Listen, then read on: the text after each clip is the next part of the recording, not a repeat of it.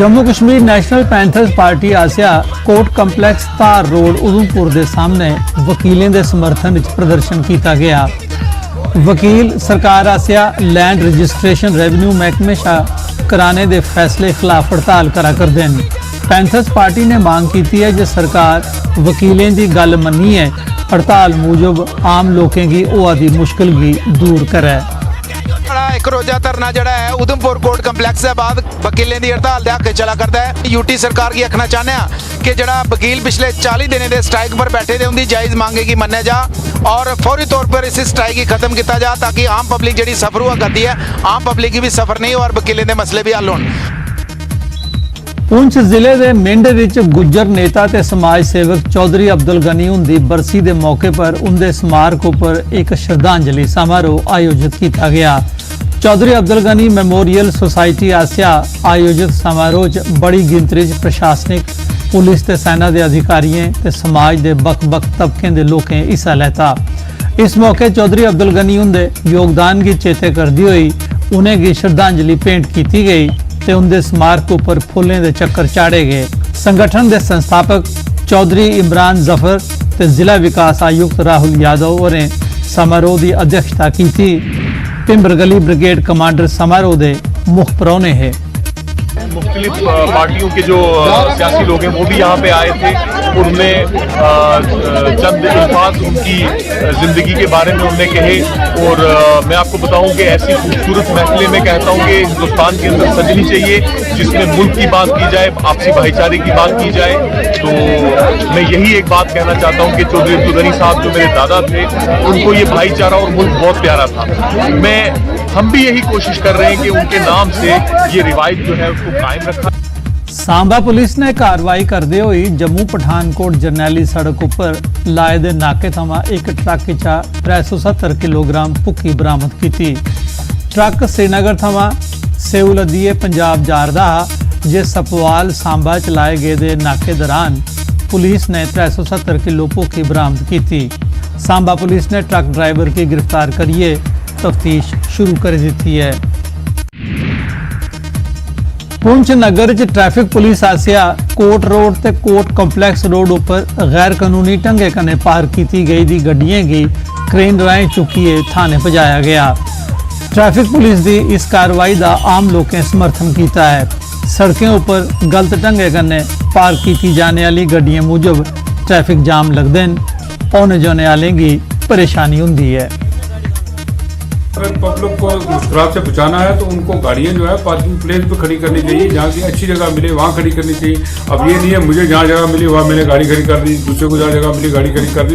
इसकी वजह से आम लोगों को मुश्किल का सामना करना पड़ता है। ट्रैफिक वाले जो रोल अदा कर रहे हैं ये अच्छा रोल है, लेकिन ट्रैफिक वालों को इसके साथ साथ आम लोगों की जो मुश्किल है उसको भी समझना चाहिए और गाड़ियों वाले की मुश्किल को भी समझना चाहिए ताकि वो गाड़ियाँ कहाँ खड़ी करें, उनके लिए कोई ट्रैफिक का कोई पार्किंग का सही इंतजाम जो है। कठुआ च फ्लोरीकल्चर महकमे आसिया बनाए गए दे ड्रीम लैंड पार्क आने वाले सैलानियों का गलाना है जे पार्क शौचालय की कोई सुविधा नहीं है। इसके अलावा बच्चों वास्ते लाए गए दे झूले भी टुटी भजी गए हैं। पीने वाले पानी की भी कोई सुविधा नहीं है। इस बारे DC कठुआ उनका गलाना है जो इस बखी ध्यान देइए जरूरी कदम चुकगन। असीं ये बोलना चाहते हैं कि ये जेडे झूले झाले सारे टुटे टट्टे है ये ठीक ठाक होने चाहिए। असीं भी इंजॉय करने वास्ते घर आने मतलब कि इत्थे भी तो सानू यो डर रहा कि बच्चे लगी जानी है क्योंकि झूले टुटे दे ना इत्थे यो रेट टेंशन सानू ये नहीं होनी चाहिए है। DC कठुआ असीं ये बोलना चाहते हैं कि मतलब कि जेडे टुटे दे झूले है ठीक होने चाहिए।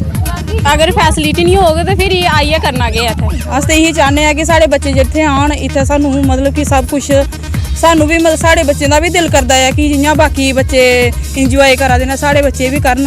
अस यही चाहते हैं कि इत्थे झूले दोबारा बनन, पंगूड़े वगैरह लगन, नाले पानी का बंदोबस्त हो इत्थे, नाले बाथरूम का हो। यही चाहते हैं साड़ी यही मांग। मैं समझना कि ये साड़ी डिस्ट्रिक्ट एडमिनिस्ट्रेशन की नलायकी है और गवर्नमेंट की नलायकी है जेह्ड़े इस तरफ ध्यान नहीं दिया दी है। तो मैं चाहना कि ई वाले पार्क बनाना आसान बड़े अच्छे होंगे पर उन्हें मेनटेन करना बड़ा जरूरी है। तो मैं दोबारा एक बार थोड़े माध्यम करने दरख्वास्त करना कि झूले की तरफ और बेसिक्स जी नीड ने इस पार्क की सुविधाएं बनाया जा ताकि लोग बाहरे राज्य दे और भी सारे लोग हैं साड़ी एक कठुए की शान बने ड्रीमलैंड। मैं डायरेक्टर फ्लोरिकल्चर से ये टेकअप करूँगा इन राइटिंग कि आप एक जो कंसर्न ऑफिसर हैं आपके, उनको भेज के वहाँ पर एक एस्टिमेट बनवाइए कि क्या वहाँ जो वॉशरूम बनाया गया था उसके लिए, उसकी रिपेयरिंग के लिए कितना पैसा लग सकता है, झूले जो टूटे हुए हैं उसके रिपेयरिंग के लिए कितना पैसा लगता है। और ये एक कोशिश करेंगे कि डिस्ट्रिक्ट कैपेक्स में ही डाल के एक इस पार्क को कम से कम अपडेट करके, अपग्रेड करके, मैं जितनी जल्दी हो सकता है उतनी जल्दी ही इस काम को पूरा करने की कोशिश करूँगा। अगर सपोज़ करो डिस्ट्रिक्ट कैपेक्स में लाने में टाइम लगता है या स्टेट कैपेक्स में पैसे लेने में टाइम लगता है तो CSR में ही कहीं से पैसे लेके इसको ठीक करवाने की कोशिश करूँगा जल्द से जल्द। किसाने दी आमदनगी दूना करने दे प्रधानमंत्री हुंदे आह्वान पर पुंछ डिस्ट्रिक्ट एग्रीकल्चर अफसर आसिया दलेरा ग्रां च एक जागरूकता कैंप लाया गया। कैंप च किसानें गी मक्क ते कनक दी फसलें दे इलावा कैश क्रॉप्स लाने लई प्रेरित किया गया। इसलिए पुंछ च 50 हेक्टेयर रकबे पर थोम की काश्त की जा रही है। किसानें की आख्या जा रहा है जो राजमा, मशरूम, मधुमक्खी पालन ते सब्जियां काश्त करने बक्खी भी रुझान रखन। कैंप च किसानें की दुआ त्रौकने ताईं पंप ते और औजार भी दिते गए। पुंछ एरिया में जो क्लस्टर बनाया गया उसका यहाँ पर आज फील्ड डेमोन्स्ट्रेशन भी था और इसके अलावा जो एग्रीकल्चर सप्लीमेंट है वो भी जो किसान भाई हैं जो उसके बेनिफिशियरी हैं उनको दिया गया। और मैं उम्मीद करता हूँ कि आने वाले दिनों में और भी ज़्यादा लोग इसमें हमारे फ़ायदा उठाएंगे। इसके अलावा हमारे सांबा जिले च विजयपुर थमां रामगढ़ की जाने वाले रोड चक सलारियां शा लेइयै बंदराल तोड़ी बना दी सड़क का काम बंद होने कारण लोकें की बड़ी मुश्किल पेश आवा रही है। सड़क उपर पेदे कैंकरे ते मिट्टी मूजब लोग आवाजार न।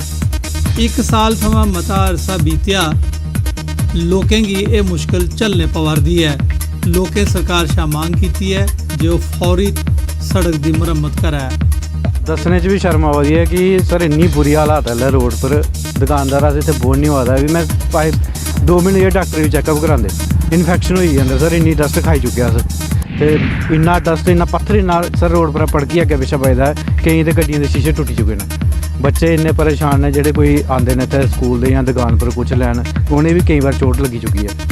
तो यही साड़ी दरखास्त है गौरमेंट अग्गे कि जल्दी कोला जल्दी साड़ी समस्या का हल किया जाए। कोई क्रिटिकल प्रॉब्लम बन जाए, कोई पेशेंट बीमार हो जाए, साढ़े इत्थे CSC रामगढ़ है और एंबुलेंस जी है उन्होंने भी प्रॉब्लम है। एक्सीडेंट कास्ट ज़्यादा ने, तुसीं दिक्खिआ कि धूड़ कंकर ये सारी जी है ये साढ़े पल्ले पई है पिंड के लोगों की। फिर किहड़े पिंडां दी तुसीं गल करदे हो, किहड़े पिंडां नूं बूस्ट करन दी गल करदे हो, किहड़ी गुड गवर्नेंस की गल करदे हो, टोटली फेलियर लभ रहा है। ये मेन रोड है, कोई ये छोटा पिंड का रोड नहीं भाई 10-20 घर आंदा है, ये 250 पिंड थले इनू बिलीव करता है। अज साढ़े बार्डर तक कोई गल हो जाए इस रोड को जाना मुश्किल हो जाएगा सानू। लेकिन असीं ये गौरमेंट को जल्द गवर्नर साहब को अपील करने हैं कि थोड़ा इस पासे ध्यान देन। ये साडा तकरीबन 3 किलोमीटर रोड है जिहड़ा डेढ़ साल तो इस तरह रोड ही पई हुई है, कोई को सुनाई नहीं करता, कोई करता नहीं। DC तक असीं दे छड्डे लेकिन किसी ने सुनाई नहीं की। इस वास्ते असीं अपील करने गवर्नर साहब को जल्द तो जल्द इस रोड को जिहड़ा बनाया जाए।